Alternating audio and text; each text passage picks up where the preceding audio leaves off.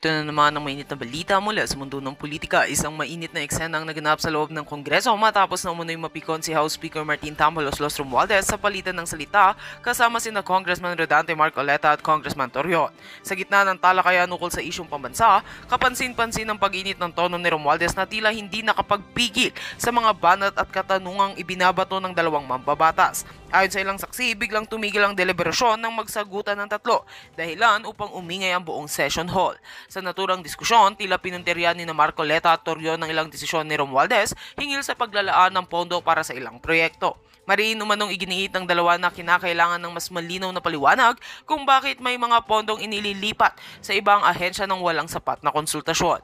Dito na raw nagsimula ang pagtaas ng boses ni Romualdez na tila hindi nagustuhan ng paraan ng pagtatanong sa kanya, lalo na't maraming media at kapwa mambabatas ang nakasaksi. Dahil sa tensyong ito, ilang miyembro ng Kongreso ang nagtangkang mamagitan upang magpakalma ang sitwasyon. Gayunpaman, ayon sa mga nakakita, halatang ramdam pa rin ang iritasyon ni Romualdez kahit matapos ang sesyon. May mga bulong-bulungan na matagal nang may alitan sa politika ang kampo ni Romualdez at ilang mambabatas. Ang insidenteng ito'y posibleng magpatindi pa sa kanilang sigalot. Sa ngayon, wala pang opisyal na pahayag mula kina Marcoleta, Torion at Romualdez hinggil sa buong insidente. Gayunpaman, usap-usapan sa social media ang video clip ng naturang sagutan na mabilis kumalat online. Maraming netizens ang nagpahayag ng kani-kanilang opinyon, may kumakampi kay Romualdez, ngunit marami rin ang pumupuri kina Marcoleta at Torion sa pagiging matapang sa pagharap sa leader ng Kamara. At yan nga ang mga balita ng ating pagkakatutukan, at kung bago ka pa lamang sa aking channel ay huwag kakalimutang mag-like, share and subscribe para updated ka sa mga bagong balita dito sa Tatak Pinas.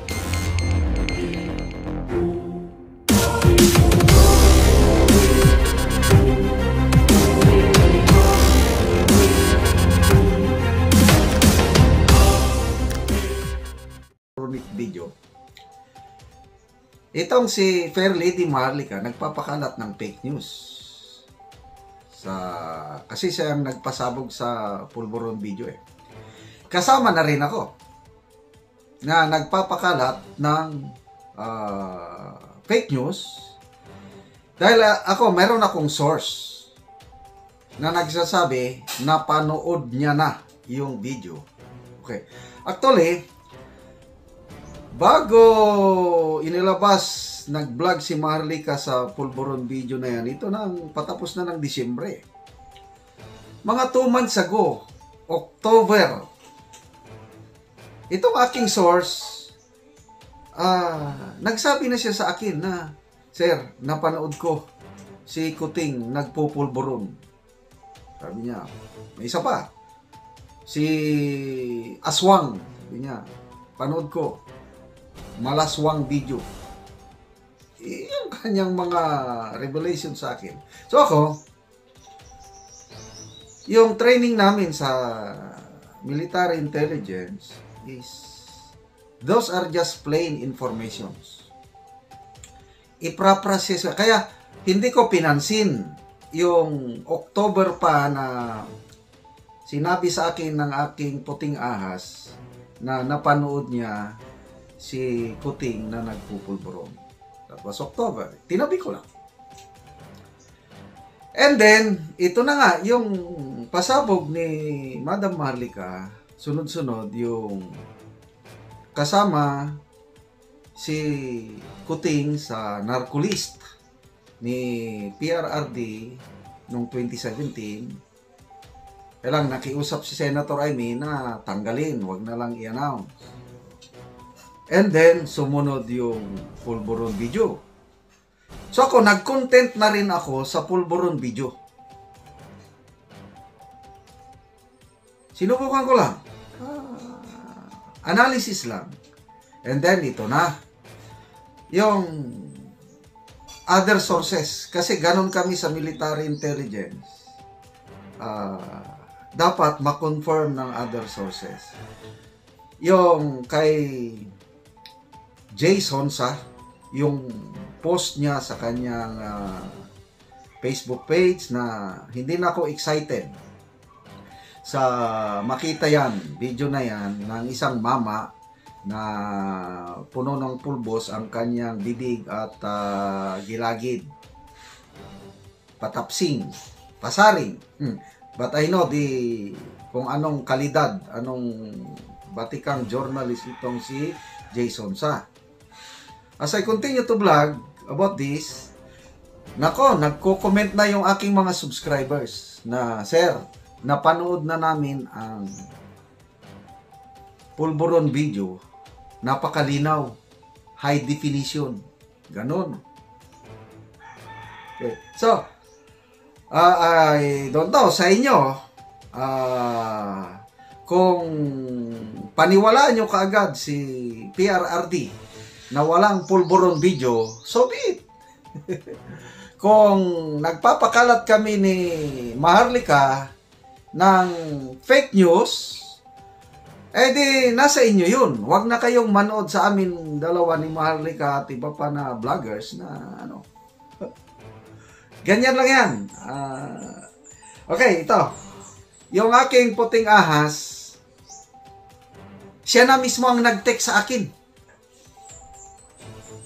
Inunahan niya na ako kasi nagplaplano ako, tanungin ko siya, anong masasabi mo itong statement ni PRRD na walang pulburon video? Yun sana ang tatanong ko. Siya na ang ginawa niya, nagpadala siya ng video. Si Banat Bay ang nagsasalita dito tungkol sa pahayag ni PRRD na walang pulburon video. Sabi niya, panoorin niyo sir, yan, video. Tawa ako ng tawa dito.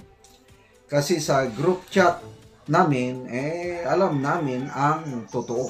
So, may group chat sila na nakakita sa pulburon video. Okay? Tawa kami ng tawa, sabi niya. Ano pa yung sabi niya? Basta alam ko ang totoo. Okay? Anong malay natin, sabi niya, kung bakit ganon ang sinabi ni PRRD? So, let us respect that. Wow, tama. Respect that. Maraming problema ang kinakaharap ng mag-ama. Kaya, umiwas mag-comment. Ito, nag-respond ako.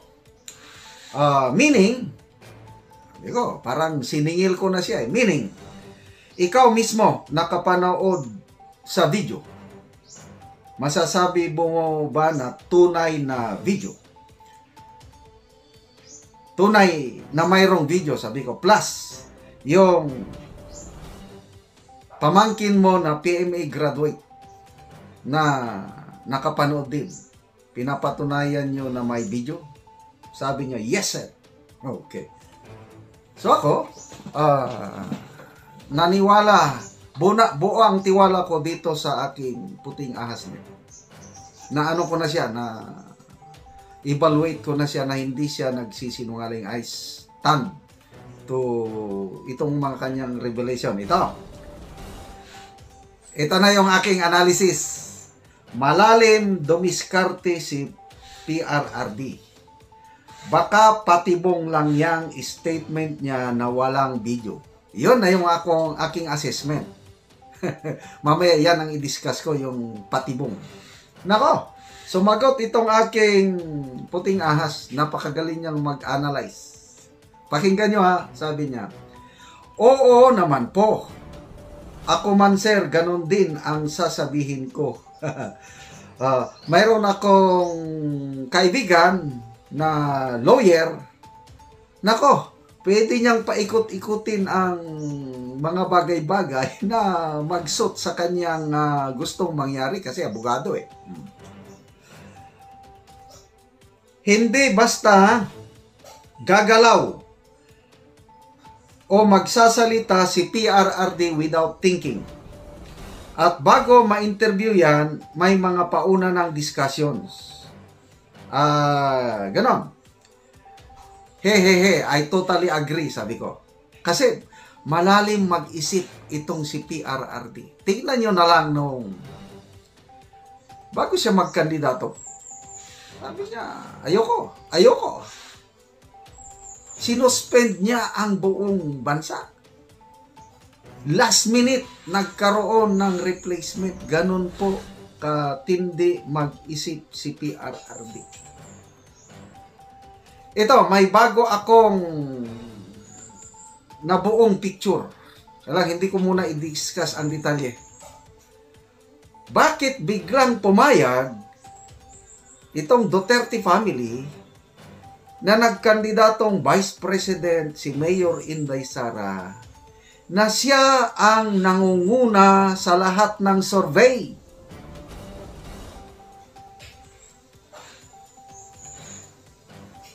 May nabuo na akong picture, kaya lang hindi ko pa may discuss ngayon. But then, I tell you, kung sa chess player pa, Grandmaster itong si Tatay Digong. May tataas pa ba sa Grandmaster na titulo sa chess? Eugene Turi. Parang ano ito si Tatay Digong eh. Sun Tzu, yung famous Chinese general na military strategist. Grabe.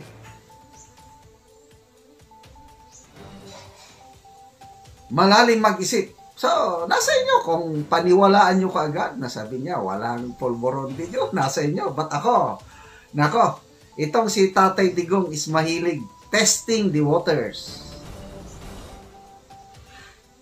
Meron siyang sasabihin, kailang titignan niya ang reaksyon. Kaya magsasabi siya ng mga medyo controversial.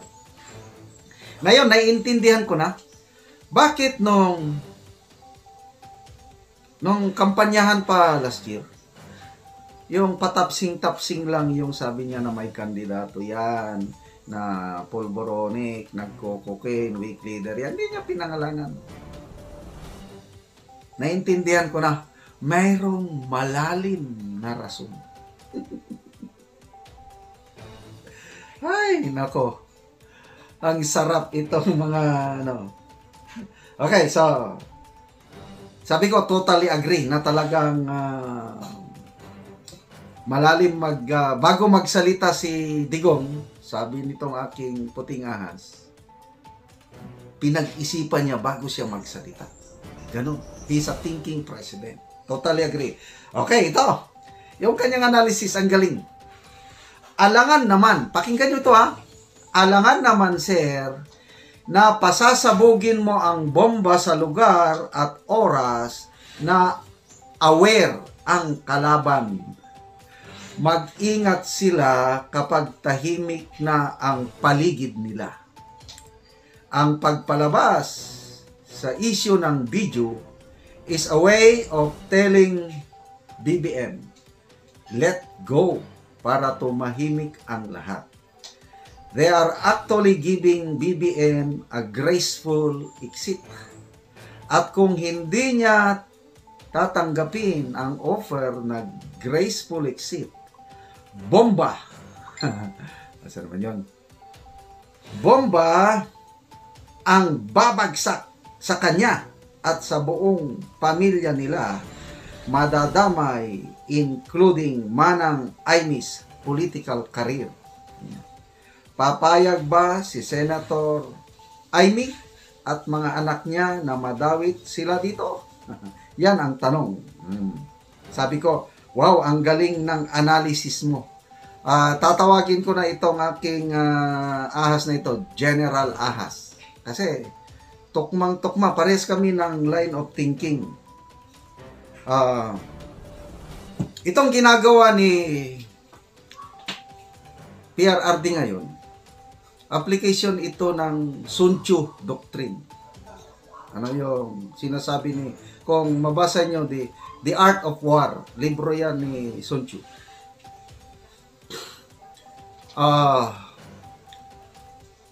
When the enemy is strong, do not attack. Wait until he relaxes. Once he is unaware, lower his guard, that's the time for you to attack. Ginagawa yan ng mga NPA. Nangyayari yan sa amin sa counter-insurgency operation. At kami, yung unit ko nung tinyente ako, na biktima kami yan. Yung saan ba ito? Tinatawag namin no na Marihatag Massacre.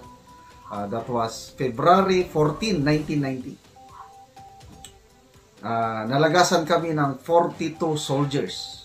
Yun ang pinakamatinding debacle o pinakamatinding pagkatalo ng Armed Forces of the Philippines sa isang labanan. So, tinalo lang kami, yung PNP, yung SAF 44, dahil 44 ang patay. Sa amin, yung unit ko, 42 ang patay. Anong nangyari? Bago yung ambush, February 14, 1990, mga more than 1 week, ang daming tropa nag-operate sa bundok sa Surigao. Raiding ang sundalo hinahanap. Wala. So yung NPA na nandun lang, nagpatabi lang, nag-relax, itinago ang mga armas. Wala lang. Pinabayaan yung sundalo doon. Yung NPA nakipag-mingle sa mga sibilyan. Wala. So ang sundalo, after 1 week or 2 weeks, pagod na yan. Wala na. Nung pagod ng sundalo, bumaba na yung mga kasama namin. Mabuti nga kaming dalawang magkapatid. Dapat kasama kami doon. Kailang iniligtas kami ng Panginoon. Bumaba na. Walang kalaban relax na yung sundalo. Nung relax ng sundalo, malapit na sa highway, nandun na pala. Nag-aabang na yung mga terorista. Yun. Binanatan yung aming tropa, ang daming patay 42. Ganun po yun. When the enemy is strong, relax. Don't move. When the enemy relaxes, attack. So, yan ang ginagawa ni Tatay Digong. Kasi nagkahanda na yung nagkahanda na anong counter propaganda, whatever, anong gagawin nitong administrasyon kung ilalabas na. Naghanda, handang-handa.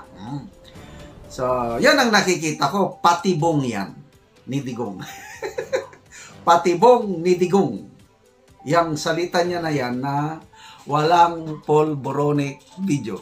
Okay? Anyway, ayoko ng mahabang vlog. May part 2 pa itong patibong ni Digong. Walang polboron video. Abangan ninyo. So, nasa inyo. Kung fake news kami ni Marlica, so be it. Huwag na kayong manood sa amin. But ako, I still truly believe na mayroong polboron video. Singtatag ng bato para kay Senator Ronald Bato de la Rosa ang umano'y binitawang pangako ni Pangulong Ferdinand Marcos Jr. sa isang pagtitipon sa Malacanang noong November 28, 2023. Sabi anya ng Pangulo, hindi makakapasok sa Pilipinas ang International Criminal Court o ICC para sa investigasyon nito sa bloody drug war ng Duterte administration kung saan siya nagsilbi bilang hepe ng pambansang pulisya. Dapat din anya munang kumpirmahin ang impormasyon ni Attorney Harry Roque na labas-masok na umano ang ICC investigators sa bansa. Pero kung totoo mang nakapasok na sa bansa ang ICC nang walang pahintulot ng gobyerno, hindi anya ito haharapin ni Senator De La Rosa. Bagkus, hihilingin pa raw niyang ipa-deport ang mga ito. Sobrang encroachment na yan sa ating sovereignty. Hindi sila inauthorize ng gobyerno natin, then andito sila, nag-conduct ng investigation, parang na tayong ginagawa ng mga tao na yan. I-report ko pa sila sa gobyerno natin na i-deport ninyo ito for undesirable alien dahil nakikialam dito sa atin. Pero kung nandito na sa bansa ang ICC investigators nang may pahintulot ng gobyerno, wala na anya siyang magagawa kundi harapin ang investigasyon. I will ask DOJ, why? Why did it happen? Because as of the last conversation namin ng Pangulo, yun nga, I got the impression that his assurance to me is solid as a rock. At bakit ganito, ganon? If indeed yung pagpasok nila ay sanctioned by this government, authorized by this government, kaya nga masasabi ko na laban bawi itong gobyerno na ito. Kapag ganon ang mangyari, magiging neutral sila na somebody's doing something under their nose. Dapat alam nila yun.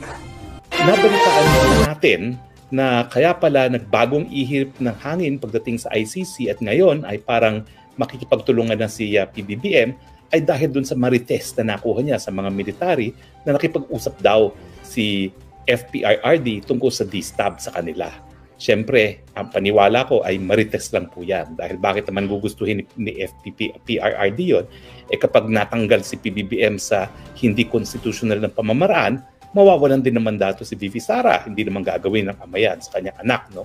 Na mawawala yung kanyang democraticong mandato sa kanyang anak para mamuno bilang vice presidente. Nakita naman natin na sa script na nangyari sa SMNI, nagpasa ng resolusyon ng Kamara, umakto ang NTC. Maski walang bisa yung resolusyon ng Kamara dahil hindi naman inaktuhan ng Senado. Dapat concurrent, dapat Senado at Kamara ang parehong boboto para magkaroon na legal na bisa ang resolusyon ng Kongreso. Pero nakita natin yan na miski Kamara lang yan, yun ang ginawang dahilan ng NTC para masuspend ang SMNI. Kaya ang prediction natin, ganyan din ang mangyayari pagdating sa kooperasyon sa ICC.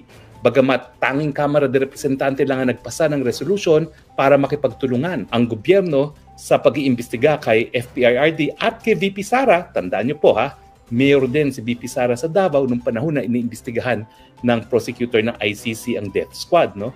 Well, alam niyo po, bagamat hukuman ng ICC, ang totoo niyan, nakasalalay siya sa kooperasyon ng mga estado. Uulitin ko po ha, dahil umalis ang Pilipinas sa ICC noong 2018, nagkaroon ng bisa ang pag-alis niya matapos ang isang taon, 2019. At dapat nagsimula ng investigasyon, preliminary investigation ang prosecutor ng ICC between 2018 and 2019. Kasi kapag epektibo na yung pagbibitiw sa ICC, wala nang obligasyon makipagtulungan.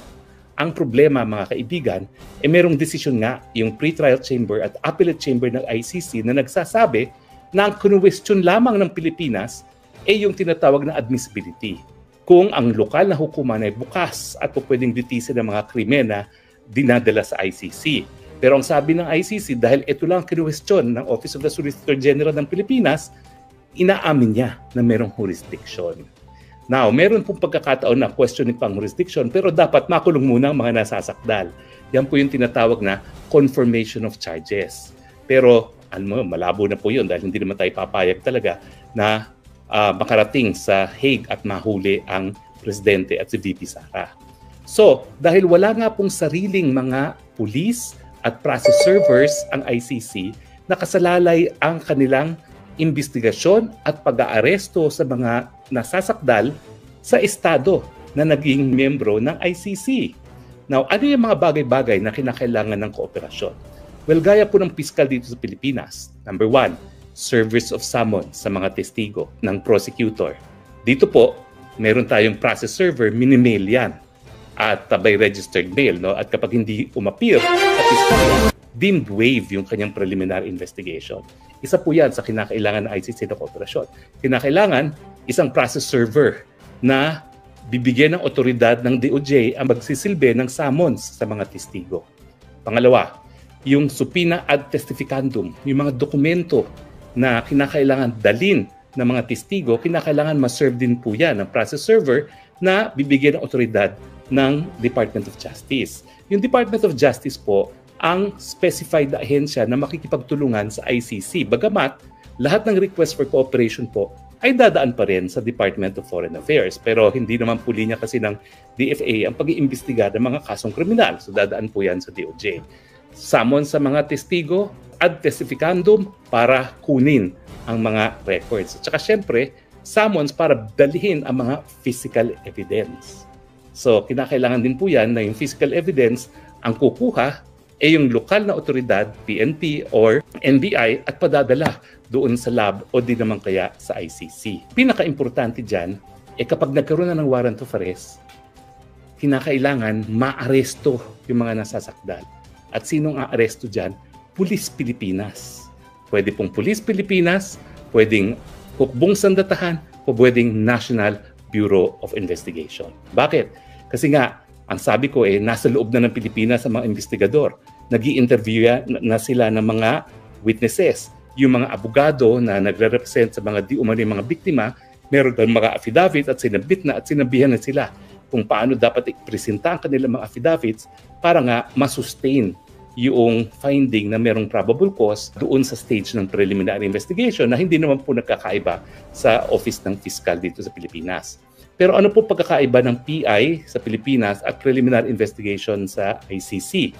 Well, unang-una po, hindi siya statutory right. Dito sa Pilipinas, karapatan ng nasasakdal na dumaan sa proseso ng preliminary investigation para yung mga walang ebidensya, hindi na maaaksaya ang pera at panahon sa paghaharap o pagbibigay ng depensa sa hukuman kung hindi naman magwawagi ang ating mga piskal sa hukuman. Ngayon nga ay pinataas pa. Likely success of conviction, hindi lang probable cause. Mas mataas pang hinahanap ng mga piskal ngayon kasi kung probable cause, pwede pang matapon yan for reasonable doubt or for lack of evidence. Now, hindi talaga magagawa ng ICC ang pag-aresto kasi walang pulis ang ICC. So, dyan po talaga pinaka-importante ang kooperasyon. Yung investigasyon kasi, po pwedeng tuloy-tuloy na. Unang-una, hindi naman kinakailangan isamon pa ng ICC yung mga testigo. Nagboluntaryo na nga sila. Nagpunta na sila sa Hague at pabalik-balik na ilan sa kanilang mga abogado kasasubmit ng mga affidavits. Kasi affidavits lang naman po yan. The basis of affidavits, magdedesisyon na kung mayroong probable cause. No? Ang talagang importante sa kooperasyon, yung paghuli. At dyan nga po talaga magkakagulo. Hindi naman po ako nagsabing una niya. No? Sinabi na yan ni Senator Amy Marcos na talagang magkakagulo kung talagang magko-cooperate ang Pilipinas ICC dahil ibig sabihin yan, abay pulis Pilipino pa, NBI or hukbong sandatahan pa ang mag-aaresto sa mag-amang FPRRD at VP Sara. Dahil nga, kung wala naman silang pulis, hindi sila maaresto. Ang mga Amerikano naman, hindi po pwede mag-aresto. Bakit? Hindi nga sila miyembro ng ICC eh. Nagkaroon pa sila ng batas na kapag ang isang Amerikano ay linitis ng ICC, merong otoridad ang Amerika na lusubin ang Hague. Magpapadala ng hukbong sandatahan ng Amerika kapag isang Amerikano kinulong at linitis ng ICC. Pero tayo nakakalungkot dahil nagbago nga ang tono ng ating presidente mismo, bagamat inamin niya nung una na talagang labag sa soberenya kapag pinayagan natin na ang ICC magkaroon ng jurisdiction, ngayon ang tono po ay pag-aaralan. Yan nga po ay dahil nga doon sa sinabi ko na parang naniwala si PBBM sa Marites na sana naman ay ma-realize niya ay walang katotohanan.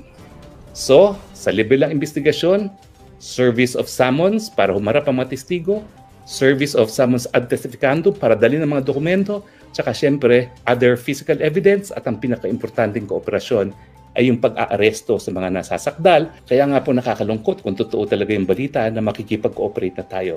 Pero ang sabi ng aking bubwit, pagdating daw ng kalagitnaan ng January,